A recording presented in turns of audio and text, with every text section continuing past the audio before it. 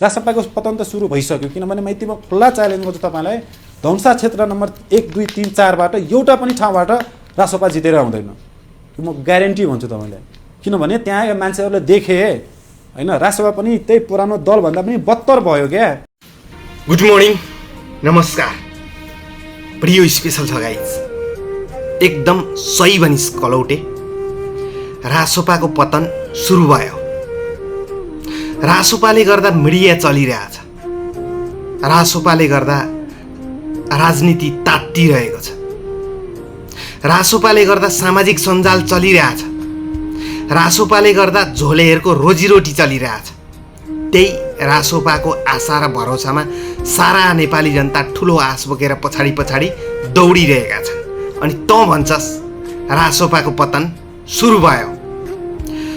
कलिला ज्यानहरू च्यानमा सुतिरहेका छन्, आमाको काख रित्तिरहेको छ, देशले ठुलो क्षति बेहोरिरहेको छ, नेपालको नक्साबाट आँसु बगिरहेको छ। अझै पनि हामी नेपाली जनता आँखामा पट्टी बाँधेर 30-35 वर्षसम्म नेपाल र नेपाली जनता लुट्ने पुरानै दल, पुरानै अनुहारलाई भोट दिँदै बस्ने हो भने फेरि जेनजी युवा पुस्ताको रगतले सडक नभिज्ला भन्न सकिँदैन।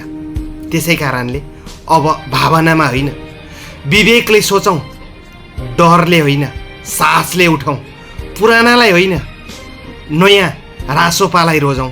तपाईँ हामीले हालेको एक भोट गलत भयो भने हजारौँ निर्दोषको सपना मर्छ। जय घन्टी।